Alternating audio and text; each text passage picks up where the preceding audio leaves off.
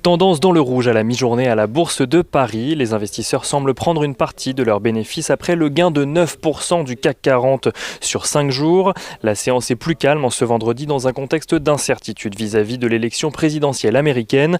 Joe Biden semble cependant toujours favori, repassant de quelques voix devant son rival en Géorgie et conservant son avance dans le Nevada ou dans l'Arizona tout en réduisant l'écart en Pennsylvanie.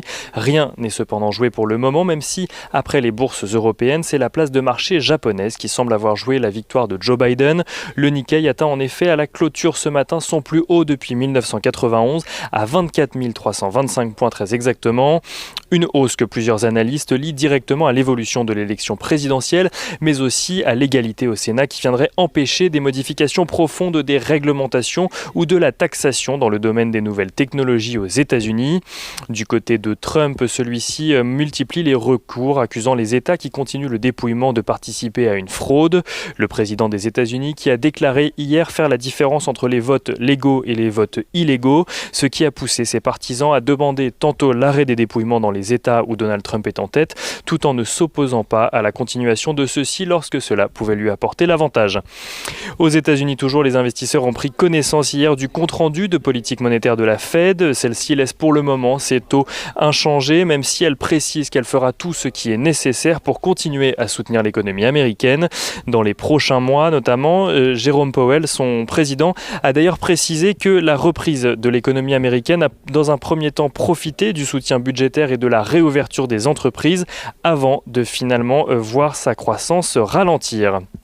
Du côté des valeurs, à présent à la Bourse de Paris, Elior annonce que son chiffre d'affaires recule de 19,4% au quatrième trimestre de son exercice décalé. Le groupe de restauration collective qui met en avant la pandémie mais aussi les grèves comme explication du recul de son activité sur l'ensemble de l'année.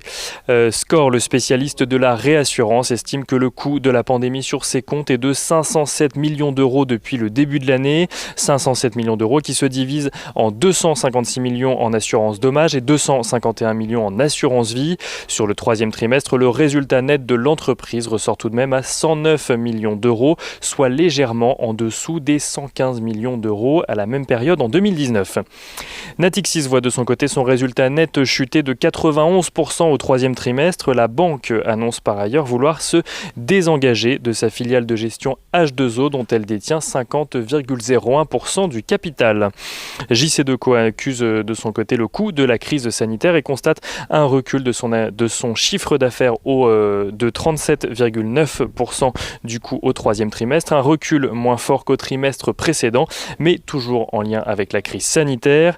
Et on finit avec Euronext, l'opérateur de bourse qui voit de son côté son bénéfice net s'apprécier de 10,6% au troisième trimestre, ce qui donne un bénéfice net par action pour Euronext de 1,12 €, soit une hausse de près de 14%.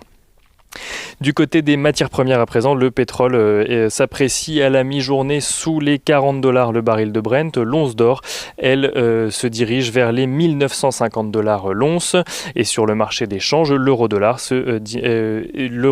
évolue lui au-dessus des $1,1850 pour 1 euro.